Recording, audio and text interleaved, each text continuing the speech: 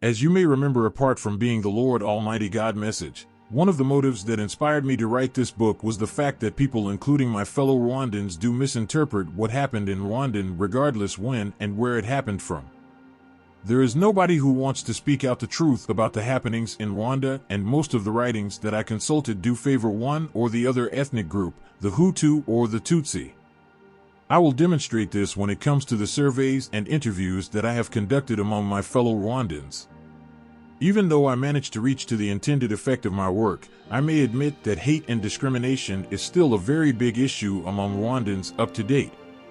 People are taking things or behaving as if nothing happened, and those who have always been the victims do have an intolerant attitude, where on the other hand the perpetrators or anybody that may be associated with them is characterized by the denial of what happened in Rwanda in 1994.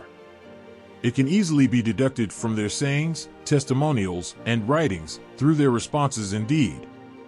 This is personal to me, but if you can surf the internet about Rwanda, what you may read there, especially from some blog about Rwanda and owned by Rwandans, that is when you would understand what I am talking about, only if you can find a neutral Rwandan that could translate everything for you without adding or removing any passage.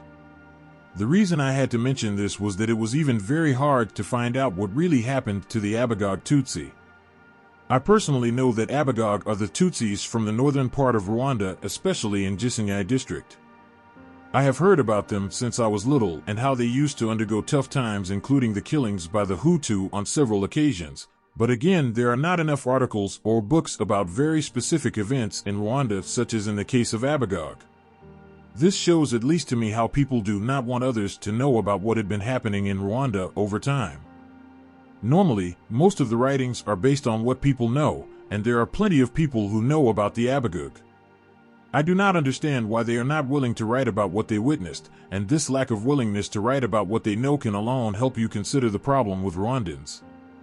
Everybody is afraid to write due to consequences he or she may face if the content does not favor one or the other side, the Hutu or Tutsi. In my case, I am not here to favor or please anyone. I am simply writing about how things happened, what were the causes and motives, and also when they happened. I am here to deliver the Lord Almighty God message. That is what gives me the strength to keep on sharing with you this message. I may assume that almost any Rwandan who is at least over 20 years old knows or might have heard about the Bugizera or Abagogwe killings. Who are the Abagogwe really? The Abagogwe are the Tutsis from the northern part of Rwanda, especially in Kibirira and Kingogo regions of the then Genocide district. These two regions go hand in hand when it comes to the Abagogwe killings in the history of Rwanda. The Abagogwe used to live and still live in these regions. The two regions were put in the now Nyabihu region as the districts were replaced by the provinces in Rwanda. Those two regions are famously known as the killings of Abagogwe in Kibirira and Kingogo. The Abagogwe killings of Kibirira and Kingogo were among the very first remarkable and terrifying killings that happened against the Tutsi in Rwanda. The killing of Abagogwe started in 1959 during the Hutu Revolution and its aftermath. The fact that the Hutu and the Tutsi may hate each other does not mean that 100% of these two ethnic groups do hate each other, no. For instance, some neutral Hutu alerted the Tutsi about how dangerous it was for them to live in Kingogo and Kibirira since the 1959 Hutu Revolution throughout the independence in 1962, the First Republic from 1961 to 1973, and the Second Republic from 1973 to 1994.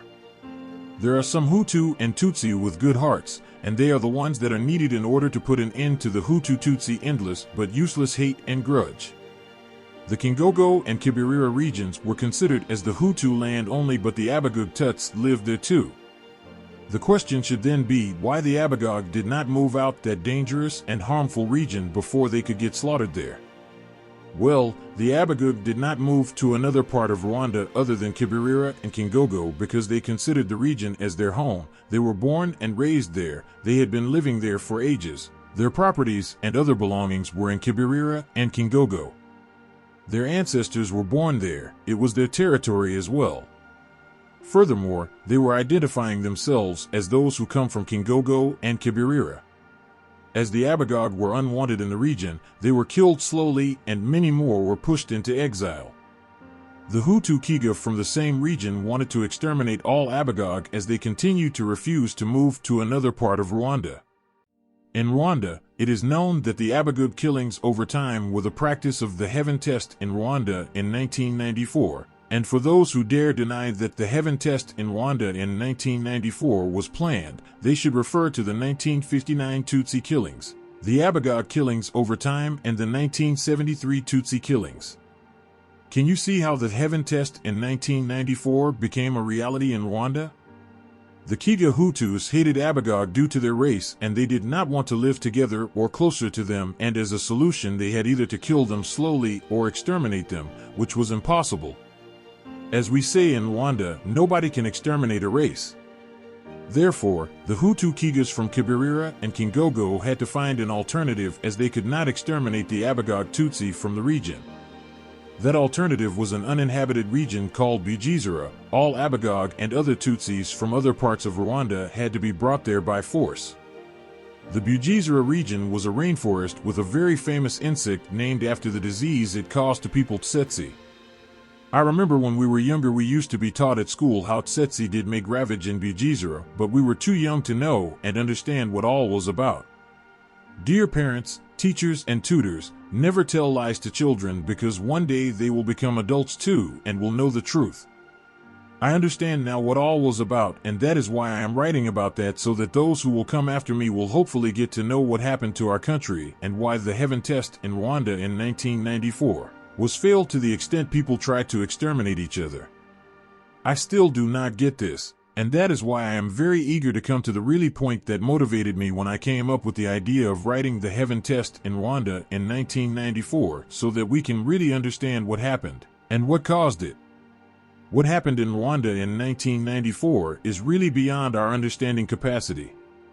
Back to Bugesera, Tutsi just bit once and people were dying in a very sleepy way, and in the beginning nobody could know whether they were trying to sleep or not. It is obvious that later on people understood and figured out what was killing them, and they took measures to protect themselves. When the Kiga from Kingogo and Kibirira, who knew about Tutsi incredible epidemic period, managed to bring thousands of Tutsi to Bugesera, they thought that their wishes were really fulfilled because Tutsi would do the job for them and kill them all. The Bugesera region was also chosen because it was very far away from Kingogo and Kibirira. The move was from northwest to southeast of Rwanda. Even though Tutsi could not kill all the Tutsi sent there, it would at least be difficult for them to return to Kibirira and Kingogo, because they would go back one by one and people would be waiting and kill them easily. That is how the Tutsi ended up in Bugesera and managed to fight Tutsi and made the region inhabited, but the Hutu would later follow them there by the help of the Hutus from Burundi, as we will learn about. It is sad. Many of the Tutsi that were pushed to Bugesera did not know about Tutsi epidemic toxic dangerousness, and thousands of Tutsi died there. But again, they did not die them all, for God always keep hold on his people, especially when they are innocent. In the following section, I will provide you with how the Kiga even followed the Tutsi in Bugesera to kill them there after realizing that Tutsi did not exterminate them all. Can you really imagine this inhumane behavior? If one decides to tell the history of Rwanda, as we Rwandans say, you can spend days and nights, if not centuries, without finishing. It is not easy to tell everything about Rwanda in a small book like this. I sometimes even realize that I know almost nothing about my own country due to its complexity. Every Rwandan has a complicated background and story. I remember back in 2010 when I was listening to my father telling me about what happened to him in 1973. I was like dreaming, but thank Lord Almighty God, I had witnessed the 1994 myself, otherwise I could not have understood anything at all. I can imagine how people that read untrue stories about Rwanda may feel. What about those who misinterpret the history of Rwanda? How do they really feel?